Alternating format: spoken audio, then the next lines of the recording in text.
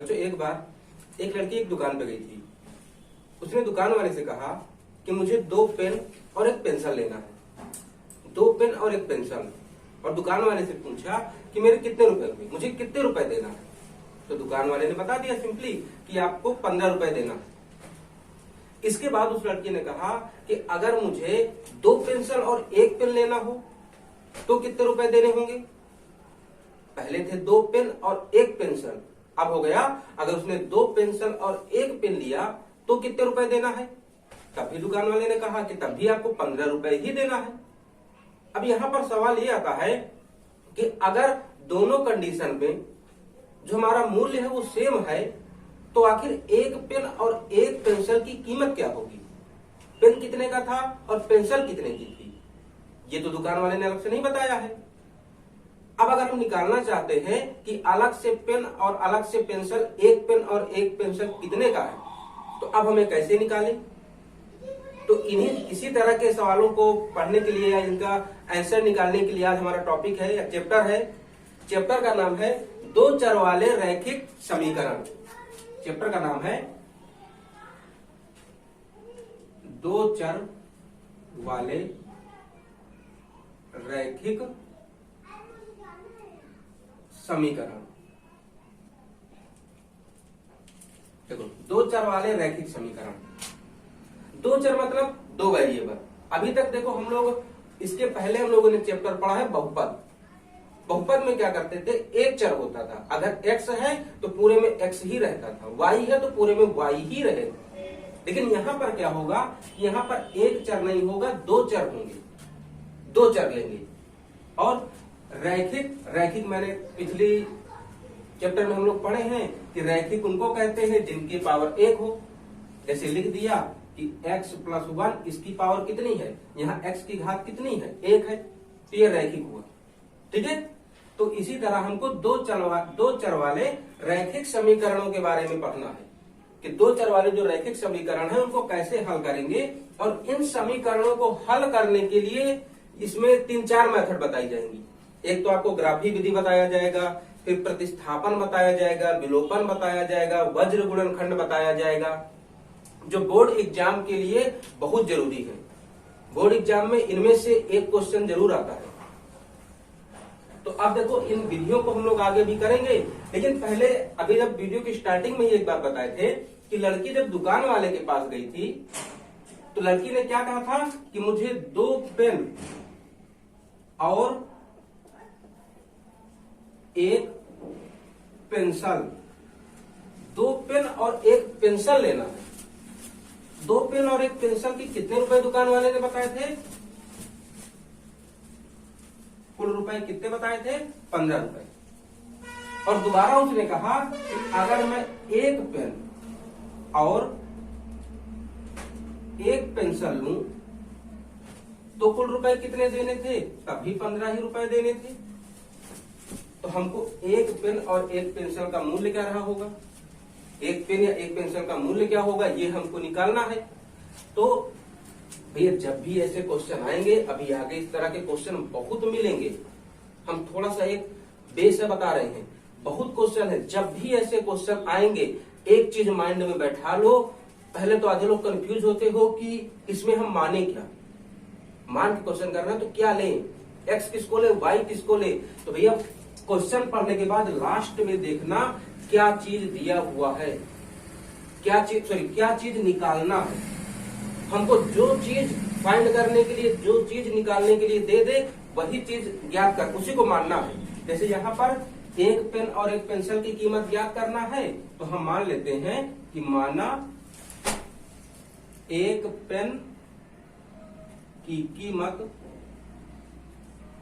x रुपए है और 1 पेंसिल की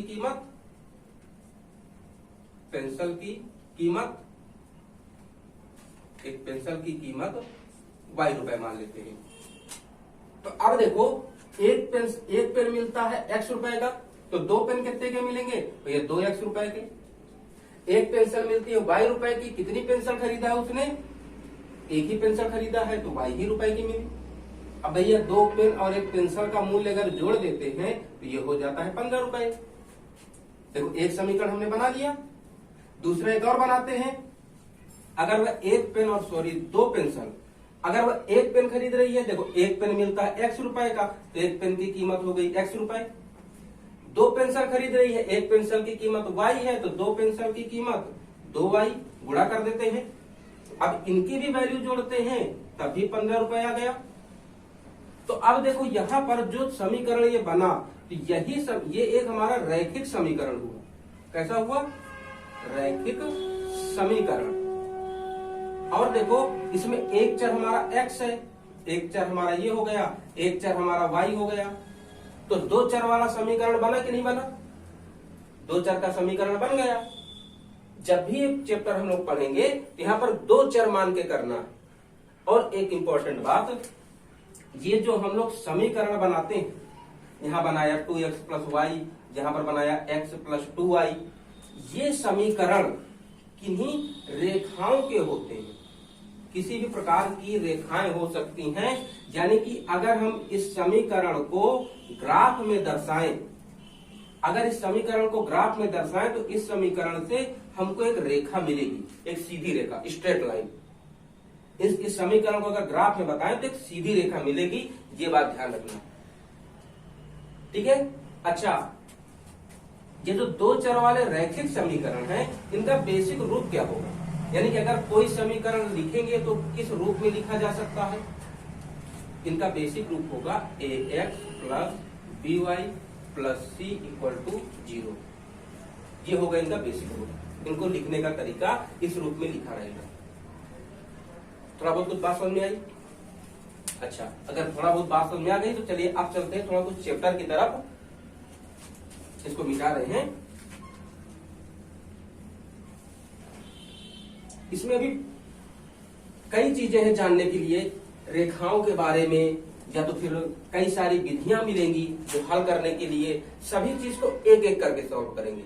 हमारी सबसे पहली यहाँ पर विधि मिलने वाली है चैप्टर 3.1 की अगर बात करें, सबसे पहली मेथड मिलने वाली है हमारी ग्राफीय विधि। ग्राफीय विधि सबसे पहले मिलने वाली है ग्राफीय विधि। तो ग्राफीय विधि करने के लिए हमको पहले जो क्वेश्चन दिया है उससे समीकरण बनाना है। जो भी क्वेश्चन दिया रहेगा उस क्वेश्चन से 2 समीकरण बनाना है। अब हमने एग्जाम्पल के लिए बना लिया, पहला हमारा समीकरण बना a1x plus b1y plus c1 equal to 0। हमारा एक समीकरण ये बना। दूसरा समीकरण बना a2x plus b2y plus c2 equal to 0। हमारे ये दोनों समीकरण बने। हम इन दोनों समीकरणों को अगर ग्राफ में दर्शाएं, हमारा यहां पर हो गया 1 2 3 4 5, यहां पर होता है 1 2 3 4 5। इधर क्या होगा? -1 -2 -3 -4 -5। इधर भी -1 -2 -3 -4 -5। ये x एक्सिस की लाइन है, ये y, ये x निगेटिव, y निगेटिव। अब अगर हम इन समीकरणों को, ध्यान सुनिएगा, अगर हम इस पहले समीकरण को इस ग्राफ में दर्शाएं तो सपोज करो कि हमारी लाइन ये मिल रही है, पहले समीकरण के लिए ये लाइन मिली। अब दूसरे समीकरण की बात करें, अगर दूसरे समीकरण से भी ये लाइन मिल गई, लाइन कहीं भी जा सकती है, हमने मान लिया कि ये लाइन बन गई। अब देखो ये दोनों लाइनें एक दूसरे को कहां पर काट रही हैं? ये दोनों लाइनें एक दूसरे को कहां पर काट रही हैं? तो देखो यहां पर पॉइंट मिल गया जहां पे काट रही हैं। तो अब ये देखो, ये जहां पे दोनों लाइन काट रही हैं, ये पॉइंट एक्स अक्ष में किस नंबर के सामने है? एक्स अक्ष में भैया 2 के सामने है। वाई में किसके सामने है? वाई में भी 2 के सामने है। तो ये इन दोनों का कटान बिंदु एक्स अक्ष में जिस भी नंबर के सामने रहे वो इन समीकरणों में एक्स की वैल्यू है आ गई। यानी अगर ये समीकरण सॉल्व करोगे तो ये जो यही वैल्यू मिलने वाली है। ये जो यहाँ पे जहां पे काट रही है ना, एक्स अक्ष में जिस नंबर के सामने होगा वही उसकी वैल्यू है, और वाई में जिसके सामने है वही उसका वाई का आंसर, वाई की वैल्यू है। यानी एक्स की वैल्यू हो गई 2, वाई की वैल्यू भी 2 हो जाएगी। बात समझ में आई कुछ? अब ग्राफ में कैसे दर्शाना है? ग्राफ में दर्शाने के लिए हम लोग पहले एक्सरसाइज 3.1 स्टार्ट करते हैं। 3 क्वेश्चन दिए गए हैं। तीनों क्वेश्चन के पहले हम लोग समीकरण बना लेते हैं। समीकरण बनाने के बाद उनको ग्राफ में दर्शाएंगे। सबसे पहले हम लोग का समीकरण बना लेते हैं तीनों का। अगर तीनों का फिर हम एक साथ करें कि ग्राफ में भी दर्शा दें, वो भी करें, तो देखो बार बार बोर्ड थोड़ा छोटा है, बार बार इरेज करेंगे तो हो सकता है कहीं कंफ्यूजन ना हो जाए। तो इसलिए हम पहले तीनों क्वेश्चन के समीकरण बनाएंगे, फिर उनको ग्राफ में दर्शाएंगे। चलिए चलते एक्सरसाइज में। एक्सरसाइज 3.1। एक्सरसाइज 3.1 पहला क्वेश्चन है, आफताब अपनी पुत्री से कहता है कि 7 वर्ष पूर्व मेरी आयु तुम्हारी आयु की 7 गुनी थी। कब की बात कर रहा है? 7 वर्ष पहले की। अब से 3 वर्ष बाद मेरी आयु तुम्हारी आयु की 3 गुनी हो जाएगी। इस स्थिति को बीजगणितीय एवं ग्राफीय रूपों में व्यक्त करिए। बीजगणितीय एवं ग्राफीय रूपों में व्यक्त करिए। तो यह किन की बात कर रहा है? एक तो आफताब की बात कर रहा है और दूसरा उसके पुत्री की बात कर रहा है। आफताब और उसकी पुत्री दोनों की आयु की तुलना कर रहा है यहाँ पर। तो भैया जिसकी जिसकी तुलना कर रहा है हम पहले उसी को मान लें। जो बोल रहा है आफताब को बोल रहा है, ये क्वेश्चन नंबर 1 है। तो हम मान लेते हैं कि माना आफताब की, अच्छा कौन सी आयु माने? जब भी मानना तो वर्तमान आयु मानना। माना आफताब की वर्तमान आयु इक्वल टू x वर्ष। आफताब कितने वर्ष का है? x वर्ष का। और किसकी बात कर रहा है? उसके पुत्री की बात कर रहा है। तो उसकी पुत्री की भी आयु निकाल लेते हैं। माना पुत्री की वर्तमान आयु, अच्छा अगर एक को x माने हैं तो दूसरे को हम मान लेते हैं y वर्ष, कि पुत्री y वर्ष की हो जाएगी। बात समझ में आई? अब चलते हैं क्वेश्चन में। क्वेश्चन बोला है 7 वर्ष पूर्व। देखो क्वेश्चन ने बोल दिया ना, ये वर्तमान की बात नहीं कर रहा, वो 7 वर्ष पूर्व की बात कर रहा है। कब की बात कर रहा है? 7 वर्ष पूर्व की। तो भैया वो 7 वर्ष अगर पहले हमको लेके जा रहा है, वो अभी की आयु नहीं बता रहा, 7 वर्ष पहले की आयु बता रहा है। तो उसकी 7 वर्ष पहले आयु क्या थी? 7 वर्ष पहले उसकी आयु क्या थी वो तो हमको पता होना चाहिए। हमको तो वर्तमान पता है, 7 वर्ष पहले की नहीं पता है। तो 7 वर्ष पहले की आयु निकालना होगा। भैया किसी की भी कितना भी पहले की आयु निकालना हो, 7 साल पहले की निकालना है ना, तो देखो क्या करेंगे। आफताब अभी कितने साल का है? भैया x साल का है। तो 7 साल पहले कितने साल का रहा होगा? भैया कुछ नहीं करना, वर्तमान आयु से जितने वर्ष पहले का पूछ रहा है उतना घटा दो। तो आफताब 7 वर्ष पहले कितने साल का था? x माइनस 7 वर्ष का। अच्छा पुत्री कितने साल की रही होगी? तो पुत्री को भी 7 साल पहले बताना है। तो पुत्री को भी वर्तमान आयु से जितने वर्ष पहले का पूछ रहा है उतना घटा दें। जैसे कोई अभी लड़का है वो 15 साल का है, हम बोलते 5 साल पहले कितने साल का रहा होगा? तो भैया जितने साल का अभी है उससे जितने साल पहले का पूछ रहे हैं, 5 साल पहले का पूछ रहे हैं, तो उसको घटा दो। 15 में 5 घटा तो बचेगा 10। तो इसी तरह ये भी कंडीशन थी। अब 7 साल पहले क्या था ये भी समझो। 7 साल पहले क्या था? 7 वर्ष पूर्व मेरी आयु तुम्हारी आयु की 7 गुनी थी। किसकी आयु? देखो आफताब है बोल रहा है ना, क्वेश्चन में आफताब बता रहा है। तो आफताब बोल रहा है मेरी आयु तुम्हारी यानी कि उसके पुत्री की आयु की 7 गुनी थी। जब भी देखो एक बात यहाँ पे और ध्यान रखना, जब भी क्वेश्चन ये गुना कम ज्यादा बोले, ठीक है, क्वेश्चन पढ़ना जहां पे बोले जिन आयु को बोले कि इतने गुना कम इतने गुना ज्यादा थी, जैसे ये तुलना उलना करने गुना कम ज्यादा बोलने लगे तो तुरंत क्या करना, इन दोनों आयु को इक्वल में रख लेना। इक्वल मतलब तराजू, दोनों को तराजू में रख लो, इक्वल लगा लो, बराबर लगा लो। आफताब कह रहा है, यही आफताब है, आफताब कह रहा है कि मैं तुमसे 7 गुना बड़ा हूं। क्या बोल रहा है कि मैं तुमसे 7 गुना बड़ा हूं, यानी ये जो आयु है ये 7 गुनी ज्यादा है, 7 गुनी ज्यादा है ये आयु। अब यहाँ पे समझो कि ये तराजू है, तराजू का एक पलड़ा नीचे है, मतलब इसमें ज्यादा वजन रखा है। तो अब बताओ बराबर करने के लिए क्या करोगे? इसमें ज्यादा वजन रखा है तो बराबर करने के लिए जितना ज्यादा है उतना इधर भी रख देना, ये काम ना करेंगे। तो ये देखो आयु 7 गुना ज्यादा है, तो बराबर करने के लिए हम क्या करें? इधर 7, दूसरे साइड 7 का गुणा कर दें। और बच्चे अधिकतर यही गलती करते हो तुम लोग कि देखते हो कि इसको बोल रहा है कि आफ्ताब कह रहा है कि मैं 7 गुना ज्यादा हूं, आफ्ताब कह रहा है कि मैं 7 गुना ज्यादा हूं, तो आफ्ताब को और ज्यादा करके आ जाते हैं, वो 7 का गुणा इधर ना करके इधर ही कर देते हैं।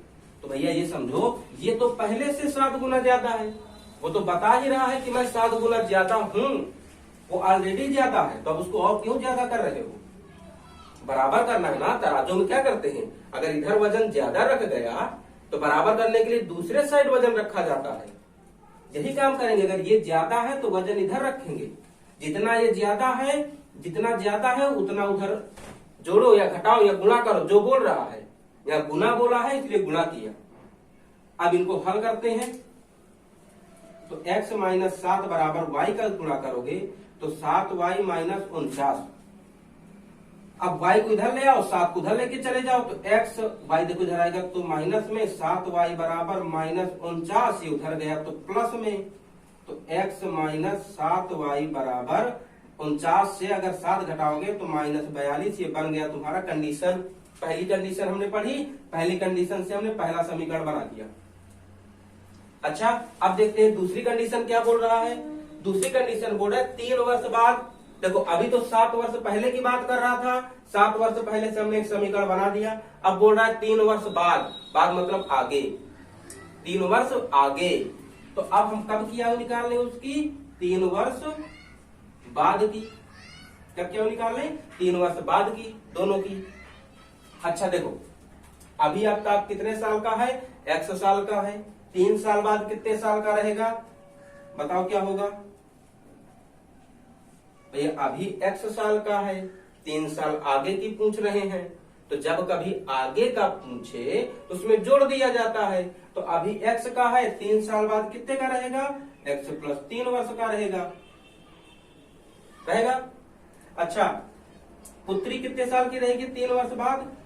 पुत्री अभी y साल की है, 3 साल बाद कितने की रहेगी? y प्लस 3 वर्ष की। अच्छा 3 वर्ष बाद अब क्या कर रहा है आफ्ताब? 3 वर्ष बाद तुम्हारी आयु का 3 गुना हो जाएगा। अब से 3 वर्ष बाद मेरी आयु तुम्हारी आयु की 3 गुनी हो जाएगी।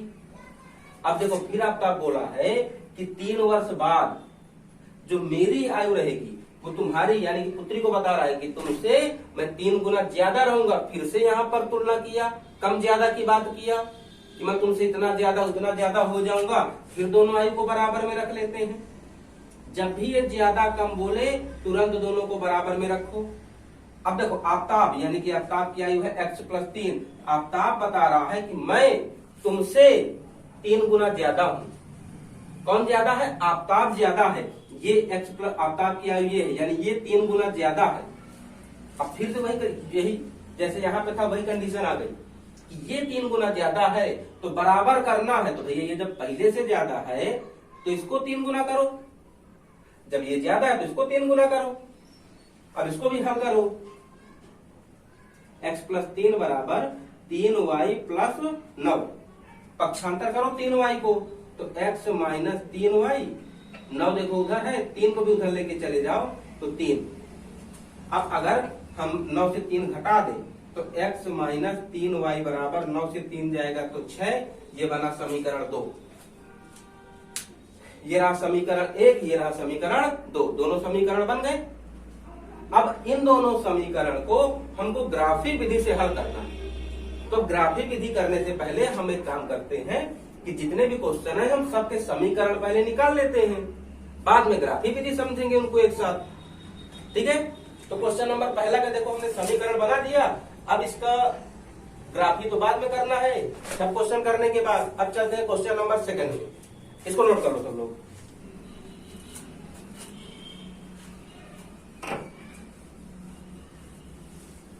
अब चलिए चलते हैं क्वेश्चन नंबर सेकंड में।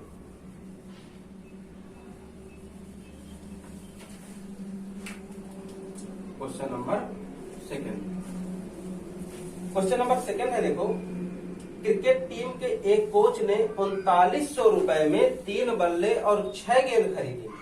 बाद में उसने एक और बल्ला तथा उसी प्रकार की 3 गेंद 1300 में खरीदी।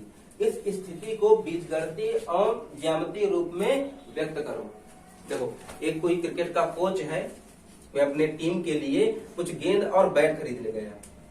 तो जब वो दुकान वाले के पास गया, दुकान वाले से बोला कि भैया मुझे 6 गेंद और 3 बैट लेना है। कितना लेना है? 6 गेंद और 3 बैट लेना है।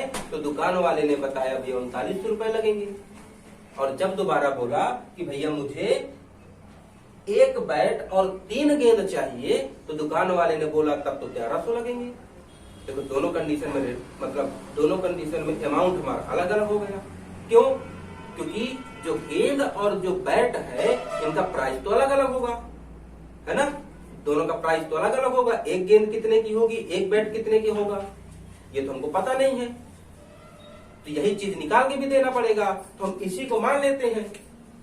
क्या मान लें? कि माना एक गेंद का मूल्य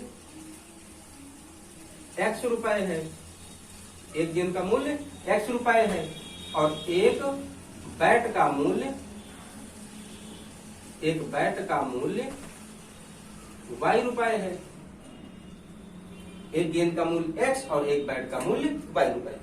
अब देखो कंडीशन बोल रहा है कि 3900 रुपए में 3 बैट और 6 गेंद खरीदी। 3900 रुपए में 3 बैट व 6 गेंद खरीदी गई। 39 रुपए में 3 बैट और 6 गेंद खरीदी गई। तो भैया ध्यान से समझना कि जब 3 बैट और 6 गेंद दोनों का मूल्य मिला देता है, जब दोनों को मिला देता है तब है 3900 हो जाता है। तो अच्छा इसके लिए हम समीकरण बनाए। देखो भैया एक बैट कितने का है? y रुपए का है। तो 3 बैट कितने के मिलेंगी? भैया 3 y रुपए के। अब इसी तरह एक गेंद कितने की है? x रुपए की। तो 6 गेंद कितने के मिलेंगी? 6 y रुपए के। अब भैया जब दोनों का अमाउंट मिला देते हैं, तो कितना बन जाता है? 3900। तो हमने लिख दिया 3900, बन गया पहला समीकरण।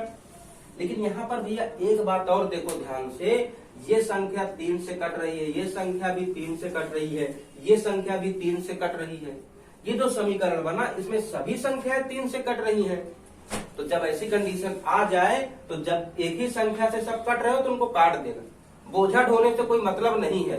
इतनी बड़ी संख्याओं का समीकरण लेके जाओगे, अब आगे कहीं कुछ गलती ना हो जाए। तो हमने देख लिया कि कट रहा है तो हमें सीधे काट देते हैं, काहे को बोझा ढोए। 3 से कट रहा है ना, तो 3 से काट दो। 3 से भाग देने पर, तो भैया इसमें 3 से चल हम अलग अलग भाग देते हैं। 3y, 6y में भी 3 से भाग, 3900 में भी 3 से भाग। 3 3 कट गए, 3 एक कम 3, 3 दूनी 6, यहाँ से काटो 13 3 39, 1300। बचा क्या? यहाँ बचा y, यहाँ बचा 2 और y, तो 2y का गुणा हो गया 2y। यहाँ बचा 1300। अब तो नहीं देखो किसी से कट रहे, अब ऐसी कोई संख्या नहीं है जिससे तीनों कट रहे हो, तो बस हो गया, बन गया हमारा पहला समीकरण। ठीक है। लेकिन अभी देखो क्वेश्चन ने और कंडीशन दी है। क्या दिया है कि अगर एक बल्ला और 3 गेंद खरीदे तो 1300 रुपए देना पड़ता है। क्या क्या देना पड़ता है? अगर एक बैट व 3 गेंद खरीदे, एक बैट और 3 गेंद खरीदे तो 1300 रुपए लगते हैं। कितने रुपए लगते हैं? 1300 रुपए। इसके लिए भी समीकरण बनाओ। भैया कितने बैट है? एक बैट है। एक बैट की कीमत कितनी है? y रुपए। तो चलो एक बैट की कीमत y रुपए धन एक गेंद कितने की आती है? x रुपए की। 3 गेंद कितने की होंगी? 3x रुपए की। अब दोनों का मूल्य अगर हम जोड़ देते हैं तो ये बन जाता है 1300 रुपए। अभी देखो ये किसी से नहीं कट रही है, हमारा सीधे रख दिया गया, तो ये हो गया समीकरण नंबर दूसरा। हमको दोनों समीकरण मिल गए। अब इन्हीं दोनों समीकरण को आगे हमको ग्राफी विधि से हल करना है। देखो जितने समीकरण है भैया बहुत आसान है, समीकरण बनाना बहुत आसान है। बेफालतू में तुम लोग पता नहीं इसका इतना डर फैलाए हो कि ये समीकरण है हमसे बनेंगे नहीं। अरे क्यों नहीं बनेंगे यार, बनेंगे क्यों नहीं? सब इंसानों के करने के लिए तो है। अभी तक जितने लोग पास हो गए सब इंसान ही तो थे, कोई अलग से सींग पूंछ तो थे नहीं कि उनको दो ठो सींग लगे थे, एक तो पूंछ लगी थी पीछे, जिसकी वजह से उनसे सवाल बन जाते थे। भैया ऐसा उनके पास कुछ नहीं था। जैसे तुम लोग इंसान हो वैसे वो लोग भी थे, बनेंगे सबसे सवाल। बस ध्यान से समझते रहना। बहुत लोग के अंदर डर होता है कि हमसे ये चैप्टर बनेगा नहीं, बहुत कठिन है। तो ऐसा भैया कुछ नहीं है। चलिए ये बन गया हमारा समीकरण। अब चलते हैं क्वेश्चन नंबर 3 की ओर, उसको ही बना लें, फिर इसके बाद हम लोग उसका ग्राफी निरूपण करते हैं। नोट कर लिया करो तुम लोग।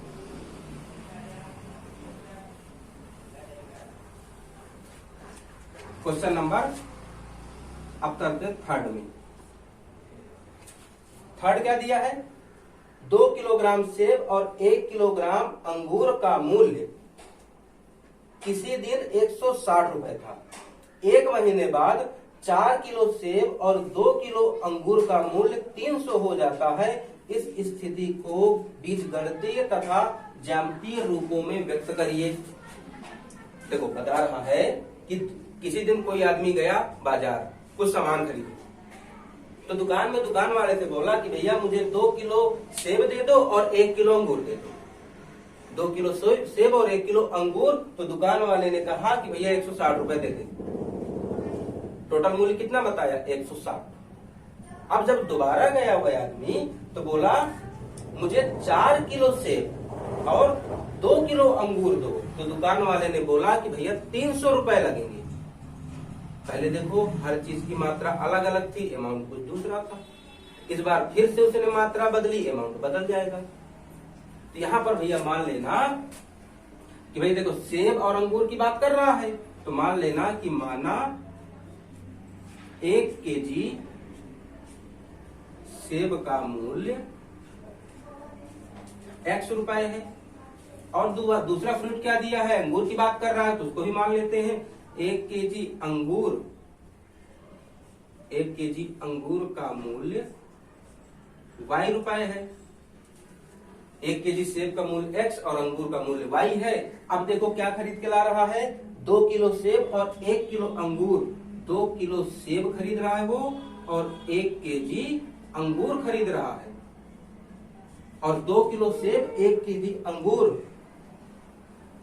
अंगूर का मूल्य 160 रुपए है। कितना है भैया? 160 रुपए है। अब तो मेरे ख्याल से सबसे समीकरण बन जाएगा। अब तो सबसे बन जाएगा भैया। देखो 1 किलो सेब का मूल्य भैया x रुपए है, तो 2 किलो सेब का मूल्य कितना होगा? 2x। 1 केजी अंगूर का मूल्य y रुपए है, तो 1 ही किलो खरीद रहा है, यानी y रुपए। अब 2x प्लस y बराबर इन दोनों का टोटल मूल्य कितना हो जाता है? 160। तो बराबर 160 बन गया पहला समीकरण, बन गया। दोबारा क्या कर रहा है वो? 4 किलोग्राम सेब और 2 किलोग्राम अंगूर का मूल्य 300 रुपए है। कितने रुपए है? 300 रुपए है। बनाओ, 1 किलो सेब x के थे तो 4 किलो, 4x के धन 1 किलो अंगूर y रुपए के, तो 2 किलो अंगूर 2y रुपए के, बराबर 300 हो गया। बना लो समीकरण नंबर 2। बन गए दोनों समीकरण। लेकिन इस समीकरण में एक खासियत है, देखो यहाँ पर देखो 4, यहाँ पर 2, यहाँ पर 300। ये सभी संख्याएं 2 से कटने वाली हैं। ये भी 2 से कट जाएगा, ये भी कट जाएगा, ये भी 2 से कट जाएगा। तो सभी संख्याएं 2 से कट रही हैं, तो हम 2 से भाग दे दें। 2 से भाग देने पर हमारा समीकरण छोटा हो जाएगा, भार कुछ कम हो जाएगा। 4 में 2 से भाग दोगे भैया 2x, 2 में 2 का भाग दोगे तो बचेगा y, 300 में 2 से भाग दोगे तो बचेगा 150। समीकरण 2 इसको मत बनाओ, समीकरण 2 इसको बनाओ। अब 2 समीकरण मिल गए। अब क्या करते हैं? अब हम इन समीकरणों को, 3 क्वेश्चन थे, तीनों क्वेश्चन हमारे सॉल्व हो चुके हैं। तो अब हम ग्राफी विधि समझते हैं कि इन क्वेश्चन के जो हमको ये समीकरण बने हैं, इनको कैसे ग्राफी विधि से हल करें। तो ये समीकरण आप लोग नोट कर लो, फिर इसके बाद ग्राफी विधि में चले जल्दी।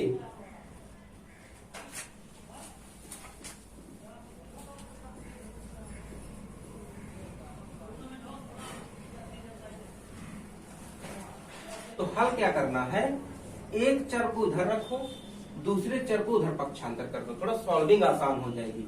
जैसे x को हम इधर रखते हैं, 7y को उधर कर देते हैं, तो -42 प्लस 7y, इतना कर लिए। इसके बाद एक तो डिब्बा बना लेना, जिसमें रोटी रखने वाला नहीं, संख्या रखने वाला, अचार वाला मत तो उठा लेना। एक्स वाई, देखो तो हमने एक डिब्बा बना लिया। इसमें क्या करना है, दो वैल्यू, इनमें से जैसे कि x देखो अकेले है, जो इस नंबर के साथ कौन है, y है ना, उधर देखो अचर के साथ कौन है, y है। तो इस y की कुछ भी वैल्यू अपने से मान लो, y की कोई भी वैल्यू अपने से मान लो। हम मान लेते हैं y की वैल्यू एग्जांपल के लिए 6, कितना मान लिया, 6। अब इसको हल करो तो देखो x बराबर -42 प्लस 7 गुणे 6, तो ये हो जाएगा -42 प्लस 7, 42 प्लस 7 छंग 42, तो 42 कट के आ जाएंगे 0। यानी अगर हम y की वैल्यू 6 मानते हैं तो x की वैल्यू कितनी आ जा रही है, 0 मिल गया। अब फिर से कोई वैल्यू मान लेते हैं, हम मान लेते हैं x की वैल्यू 7, x की वैल्यू कितनी मान लिया, 7। फिर इसको सॉल्व करते हैं, सॉरी y की वैल्यू माना है हमने, तो y की जगह रख देते हैं 7। अब हल करो तो -42 प्लस 7 सता 49, अब 49 से 42 घटाओगे तो आएगा 7, 42 7 49। तो अब अगर हम y की वैल्यू 7 रखते हैं तो x की वैल्यू भी कितनी आ जाती है, वो भी 7 आ जाती है। ये दो बस नंबर मान लो, हमने y का माना, x का अपने से आ गया पहले समीकरण के लिए। ऐसा ही हम समीकरण दूसरे के साथ भी कर लें, 3y को उधर पक्षांतर कर दो तो x बराबर 6 प्लस 3y। अब एक डिब्बा बना लेते हैं, x y। अब देखो हम y की वैल्यू मानते हैं क्योंकि y देखो अचर पद के साथ है, तो y की वैल्यू चलो मान लेते हैं 1, कितना मान लिया 1, तो कितना हो जाएगा, x बराबर 6 धन 3, y की जगह पर रख दो 1, तो 6 प्लस 6 3 कम 3, 6 3 9 9। अगर y की वैल्यू 1 मानते हैं तो x की वैल्यू कितनी आ गई, 9 आ गई। अब इसी तरह y की अब और वैल्यू मान लेते हैं हम 2, y की वैल्यू चलो 2 मान लेते हैं। अब देखते हैं कितना आता है, क्या गया 6 धन 3 3 6, 6 से बराबर 12, तो x की वैल्यू आ गई 12। अगर हम y की वैल्यू 2 मानते हैं तो x की वैल्यू कितनी आ रही है, 12 आ रही है। हमको देखो दोनों समीकरणों से हमने 2 डिब्बे बना लिए और इन डिब्बों में कुछ नंबर आ गए हैं। अब इन नंबर का क्या करना है वो आगे देखते हैं। सबसे पहले हम एक ग्राफ, एक चतुर्थांश बनाते हैं, जो गया x y अक्ष, x नेगेटिव y नेगेटिव। यहाँ देखो जहां पर x और y अक्ष दोनों काटते हैं उसको हम मूल बिंदु बोलते हैं, यहाँ पर हमेशा 0 होता है। ये हो गया 1 2 3 4 5 6 7 8 9 10 11 12। अब y अक्ष में मान लो 1 2 3 4 5 6 7 8 9 10 11 12। ठीक है। अच्छा देखो हमने जो भी नंबर निकाला है दोनों बॉक्सेस में निगेटिव नंबर कोई नहीं है, ऋणात्मक कोई नहीं है, तो हम ऋणात्मक वाला छोड़ देते हैं। बाकी चाहो तो भरना चाहो भर लो, चलो हम थोड़ा थोड़ा भर देते हैं। -1 -2 -3 आगे आप लोग कर लेना, -1 -2 -3। हमको निगेटिव जरूरत नहीं, बस हिंट दे दिए हैं। अब देखो इन बॉक्स का क्या करना है। ये तो देखो पहला है, जैसे कि x में 0 y में 6, x में 0 y में 6, ये जो नंबर है ये नंबर हमको बताएंगे कि हमारी जो लाइन है वो कहां से जाने वाली है।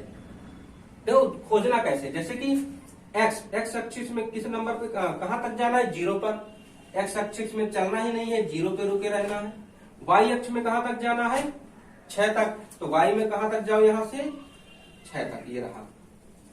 एक्स अक्ष में 0 के सामने, वाई अक्ष में 6 के सामने। तो भैया 0 के सामने गए तो 6 यही मिल गया, तो पहला पॉइंट मिल गया हमारा ये।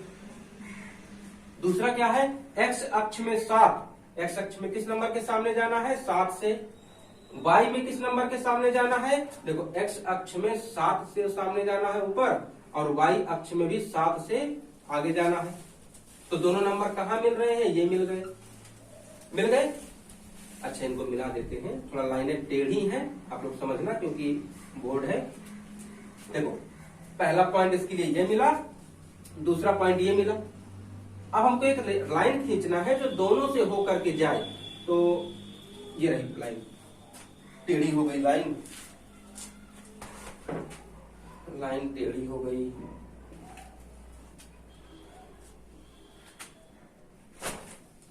हमने एक लाइन खींच दिया जो इन दोनों पॉइंट से होकर के जा रही है। अब दूसरे समीकरण के लिए भी मत बनाना है। देखो शुरू में बताए थे कि ये जो समीकरण होते हैं ये एक रेखाओं के होते हैं। किस प्रकार की रेखा, एक सीधी रेखा की। तो ये देखो इस समीकरण से हमने रेखा बनाया तो एक सीधी रेखा बनी कि नहीं बनी। अब ये किस समीकरण के लिए है, तो इसका नाम लिख दो, x माइनस 7y बराबर माइनस 42। अच्छा, दूसरे के लिए भी हमने एक रेखा बनाए। तो देखो x अक्ष में किस नंबर के सामने जाना है, 9 से आगे जाना है। y में किससे आगे आना है, 1 से आगे आना है। y अक्ष में 1 ये रहा, आगे जाओ। ये देखो यहाँ पर काटेंगे दोनों, यहाँ पे काटेंगे तो पहला पॉइंट हमारा ये बन गया। दूसरा x अक्ष में 12 से आगे जाना है, x अक्ष में 12 से आगे जाना है। y अक्ष में किसके आगे जाना है, 2 से आगे जाना है। y अक्ष में 2 से आगे जाना है। तो दोनों रेखाएं कहां पे काटेंगी, कहीं यहां पर एक दूसरे को काटेंगी। दोनों देखो x अक्ष में वो y अक्ष में 2 से आगे जाए, x अक्ष में 12 से आगे जाए, तो दोनों कहीं यहां पर काट देंगे एक दूसरे को। दोनों ने काटा। अब इन दोनों को मिलाते हुए एक लाइन खींच देते हैं।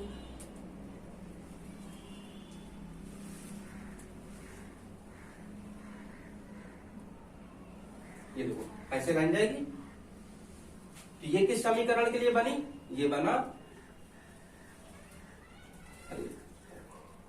x minus 3y equal to 6 के लिए। अब देखो दोनों के लिए हमने रेखाएं खींची हैं। अब बताओ क्या ये रेखाएं कहीं काट रही हैं। देखो अभी तो ये रेखाएं कहीं नहीं काट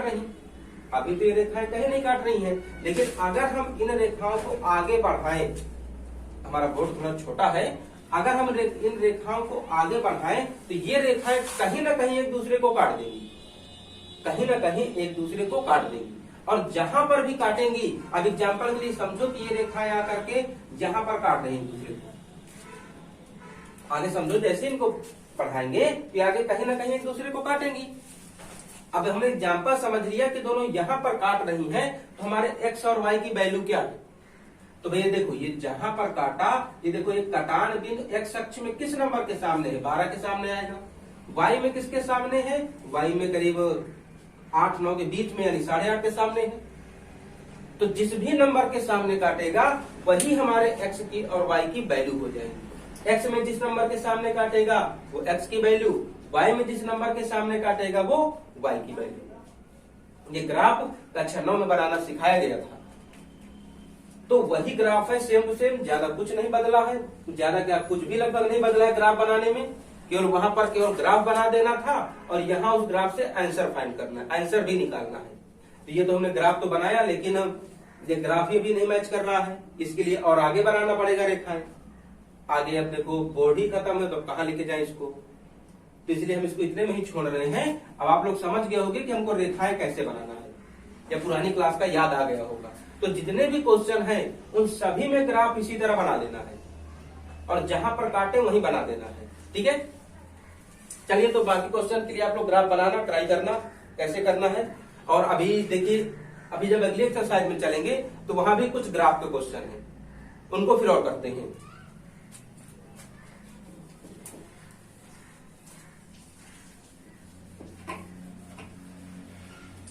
अच्छा देखो, जो समीकरण है वो रेखाओं को रिप्रेजेंट करते हैं, रेखाओं को दर्शाते हैं। हमने कोई रेखा, कोई समीकरण लिखा कि x + 2y = 6 x plus 3y equal to 5, हमने ऐसे कुछ भी लिख दिया। अब हमको पता है कि ये जो समीकरण है इससे एक रेखा बनेगी, और जो ये समीकरण है इससे भी ये रेखा बनेगी। बने कि नहीं बनेगी? दोनों समीकरण से एक एक रेखा बनेगी।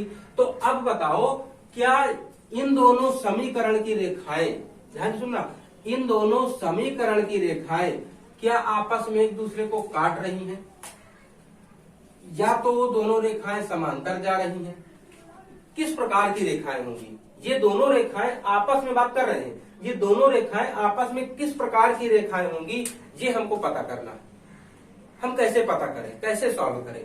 तो इसको सॉल्व करने की जरूरत नहीं है, बहुत छोटा सा जवाब है, एक बहुत छोटा सा काम करना है, एक छोटा सा काम करना है और तुरंत आ जाएगा।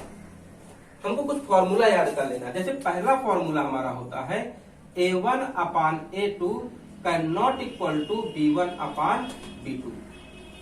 ये देखो एक रेखा का सूत्र है। जैसे हमने कोई रेखा, एक रेखा ये जा रही है, दूसरी रेखा ये जा रही है, ठीक है, इन दोनों ने एक दूसरे को काट दिया। ये किस प्रकार की रेखा हुई? ये किस प्रकार की रेखा है? हम कहेंगे भैया ये प्रतिच्छेदी रेखा है। किस प्रकार की रेखा है? प्रतिच्छेदी रेखा है। तो ये जो प्रतिच्छेदी रेखा है, इन्हीं प्रतिच्छेदी रेखाओं के लिए सूत्र होता है a1 upon a2 can not equal to b1 upon b2। किस प्रकार की रेखाओं के लिए सूत्र है? प्रतिच्छेदी के लिए, प्रतिच्छेदी रेखाओं के लिए।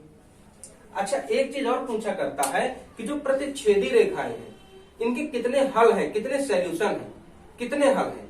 तो देखो, प्रतिच्छेदी रेखाएं एक दूसरे को कितनी बार काटती हैं? ये रेखा यहां से जा रही है, ये और यहां से गई, इन दोनों ने काट दिया। अब क्या आगे और काटेंगे? देखो, हम इसको बढ़ाएंगे तो ये आगे इधर जाएगा, इसको बढ़ाएंगे कहीं इधर जाएगा, इन दोनों के बीच की दूरी बढ़ती जाएगी। अगर पीछे बात करें तो ये देखो, पीछे भी इनकी दूरी क्या होगी? बढ़ती जाएगी। ये पीछे भी दूर दूर हो रही है, आगे बढ़ाया तो आगे भी ये दूर दूर जा रही है। मतलब ये अब आगे जा करके, जिनको आगे बढ़ाए चाहे पीछे बढ़ाए, ये अब कहीं नहीं काटती हैं। दो प्रतिच्छेदी रेखाएं एक दूसरे को केवल एक बार काटती हैं। कितनी बार? केवल एक बार काटती हैं। तो अब इसमें पूछा जाता है कि दो प्रतिच्छेदी रेखाएं इनके कितने हल होते हैं? तो भैया कितनी बार काटी हैं? एक बार काटती हैं, तो इसलिए हम इनको बोलते हैं किसके केवल एक हल है। कितने हल है? एक। बात समझ में आई? प्रतिच्छेदी रेखाओं के लिए सूत्र होता है a1 upon a2 can not equal to b1 upon b2।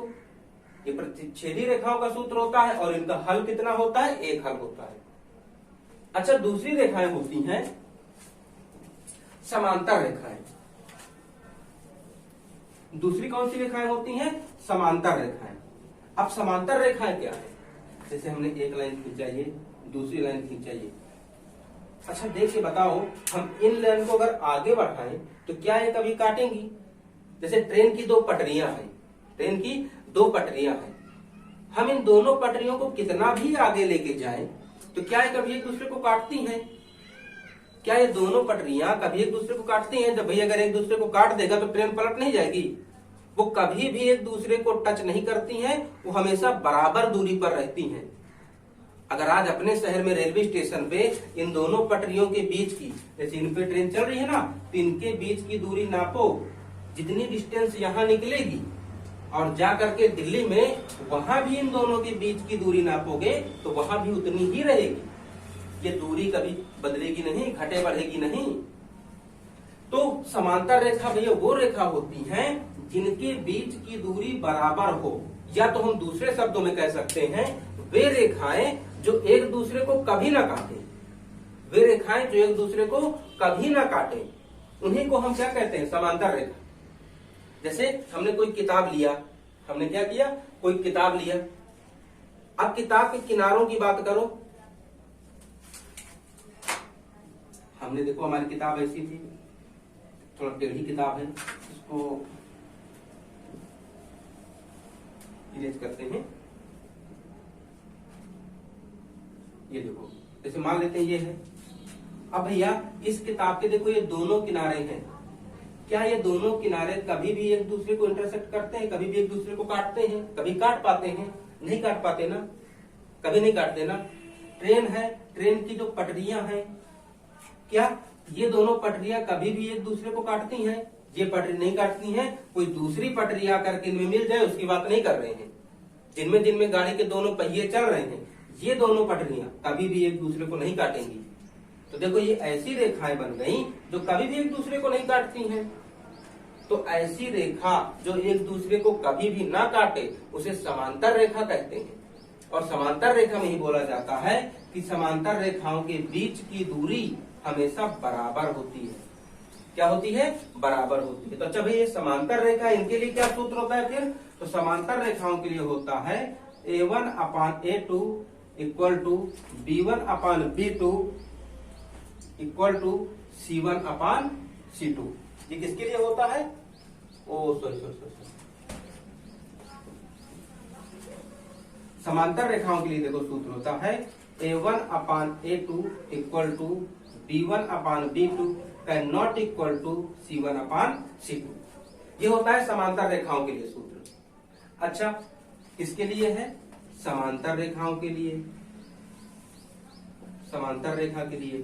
अच्छा, अब अगर एक बात पूछें कि हमने कहा था प्रतिच्छेदी रेखाएं एक बार काटती हैं तो इसलिए उनके एक हल हो गए। अगर हम तो समांतर रेखाओं के फिर कितने हल होंगे? ये तो एक भी बार नहीं काटती हैं। प्रतिच्छेदी रेखाएं एक बार काट रही थी तो एक हल, और समांतर रेखाएं तो एक भी बार नहीं काटती तो कितने हल? तो भैया जब एक भी बार नहीं काटती तो लिखेंगे इनका कोई हल नहीं। जब काटती ही नहीं है तो हल कहां से? कोई हल नहीं। बात समझ में आई? अच्छा, एक प्रकार की रेखाएं और सुनेंगे, पढ़ेंगे, जिनका नाम है समपाती। क्या बोलते हैं? समपाती रेखा। समपाती रेखा क्या है? जैसे बोलते हैं ना कि जो महापुरुष है उनके पद चिन्हों पर चलो, जो रास्ता बता के गए हैं उसी रास्ते पर चलो। जब एक जैसे रास्ता है, ये लाइन है, अब हम दूसरी लाइन भी इसी के ऊपर ऊपर खींच दें, ठीक है? एक लाइन पहले से खींची गई थी, बनाई गई थी, उसी के ऊपर भी हमने एक और लाइन बना दिया। तो जब एक रेखा के ऊपर दूसरी लाइन एक लाइन के ऊपर दूसरी लाइन बना दी जाए तो ऐसी लाइन को हम बोलते हैं समपाती। ऐसी रेखा को क्या बोलते हैं? समपाती रेखा है। फिर समझो, जैसे रोड है, ठीक है? गांव में देखे होंगे कि जहां खेत वोत में जाते हैं तो भैया खेतों के बीच से जब रास्ता होती है ना, तो जिस रास्ते से एक बैलगाड़ी निकल जाती है उसी लाइन से बाकी सब लोग लेके जाते हैं। देखो कि नहीं देखो सब लोग? एक बार जहां से बैलगाड़ी निकल गई उसी के ऊपर ऊपर बाकी सब बैलगाड़ी जाती हैं। तो हम कहें कि एक बैलगाड़ी ने अगर ये लाइन बना दिया, एक रेखा बना दिया, तो दूसरी बैलगाड़ी उसी के ऊपर जा रही है, दूसरी बैलगाड़ी इसी के ऊपर ऊपर रेखा बना रही है। तो ये दोनों किस प्रकार की रेखाएं होंगी? समपाती हुई। जब एक रेखा के ऊपर हम दूसरी रेखा बना दें, भले दिखे ना दिखे वो बात अलग है, जब एक के ऊपर दूसरी रेखा बना दे तो समपाती रेखा होती है। और समपाती रेखाओं के लिए सूत्र होता है A1/A2 equal to B1/B2 equal to C1/C2। किस प्रकार के लिए? समपाती के लिए। अच्छा, इनके हल कितने होंगे, यानी एक दूसरे को कितनी बार काटेंगे? तो भैया जब ये लाइन थी इसी के ऊपर ऊपर दूसरी लाइन बनाए तो भैया जितने पॉइंट थे इस रेखा को बनाने में, जितने बिंदु लिए गए होंगे, सबके ऊपर ऊपर बनाई गई है और सबको काटते हुए गई होगी।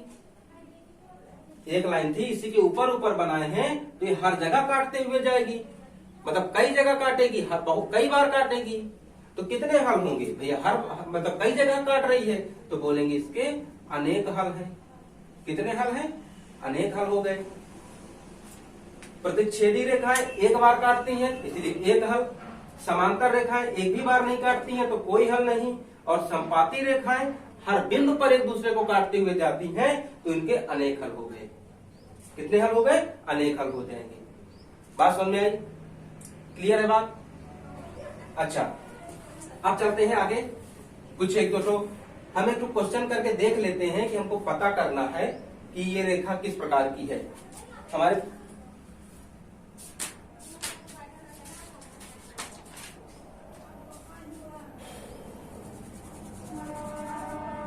क्वेश्चन देखते हैं। जैसे दिया है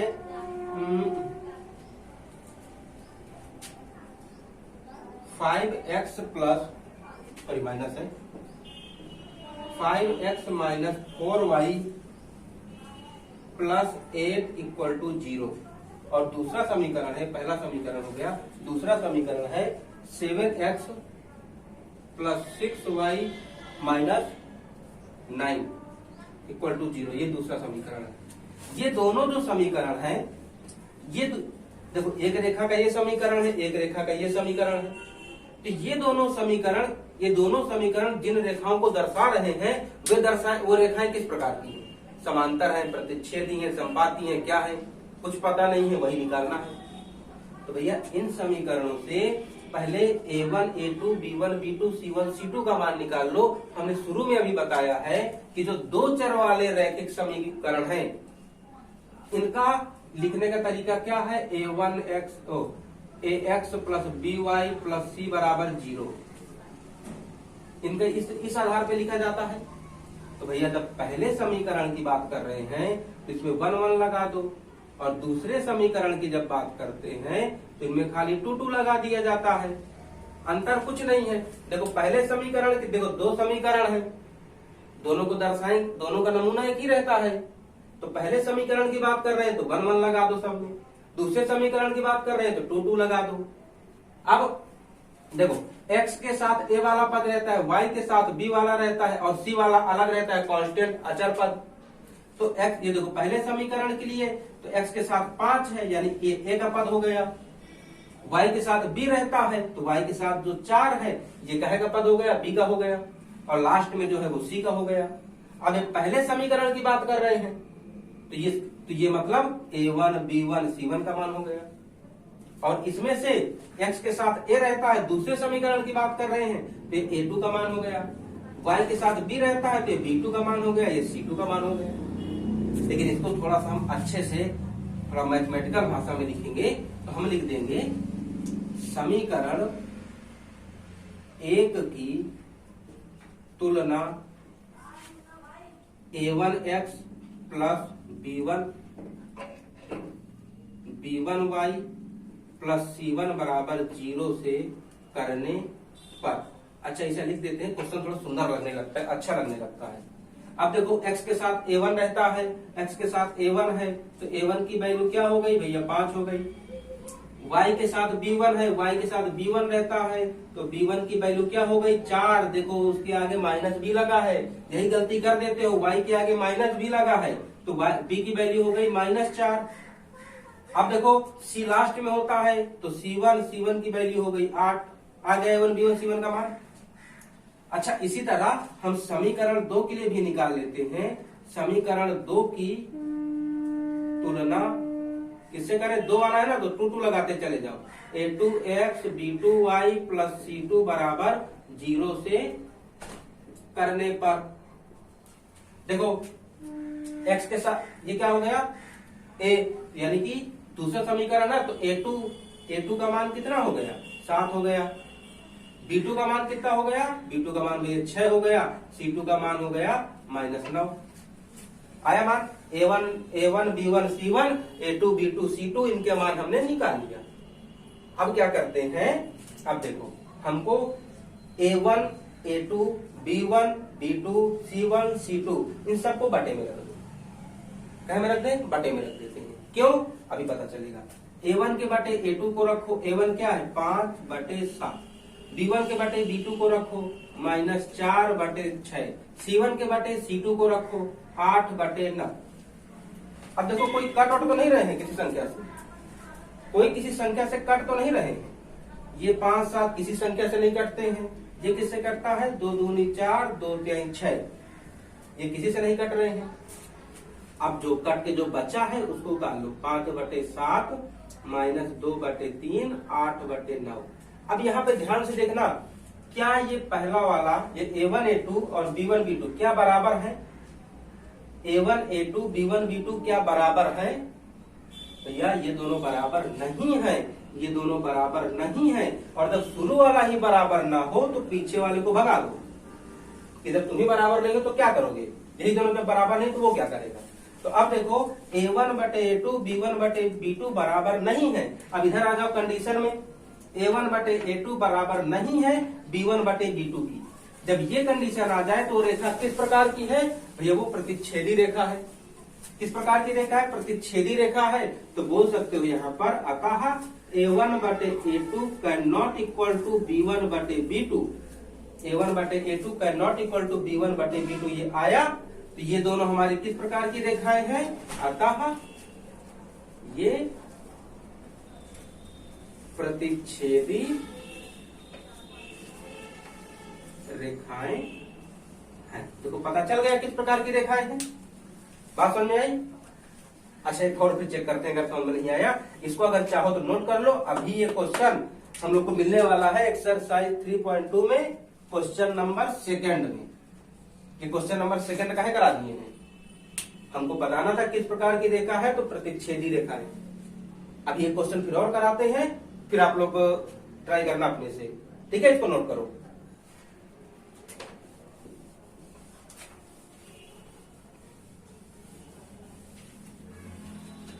अच्छा देखिए एक क्वेश्चन और है, जैसे कि 9x प्लस 3y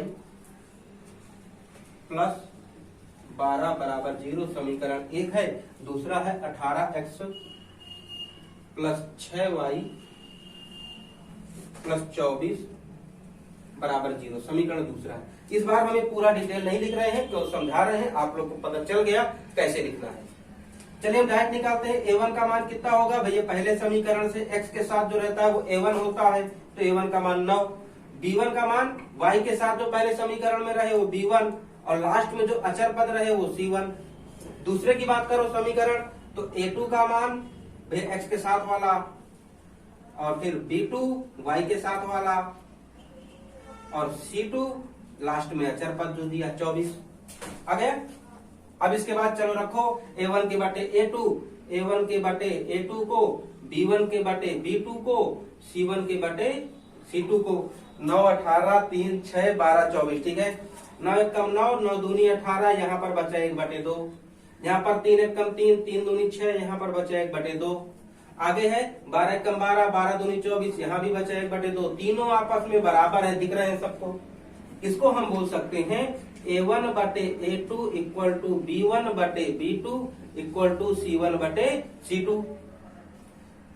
ये तीनों बराबर हो गए आपस में। जब तीनों बराबर रहे तो किस प्रकार की रेखाएं होती हैं, A1 बटे A2 इक्वल टू B1 बटे B2 इक्वल टू C1 बटे C2। किस प्रकार की रेखाएं हैं, समपाती रेखाएं हैं। तो अतः ये किस प्रकार की रेखाओं का समीकरण है, ये भैया समपाती रेखाओं का समीकरण है। आसान हो गया, एकदम इजी है, आप कर लोगे। अच्छा चलो अगर कर लोगे तो फिर हम लोग चलते हैं अगले क्वेश्चन में। अब आ जाओ एक्सरसाइज 3.2, बिठा इनको।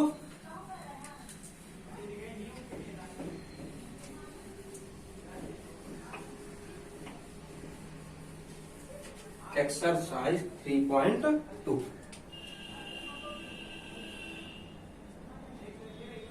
Question number 1।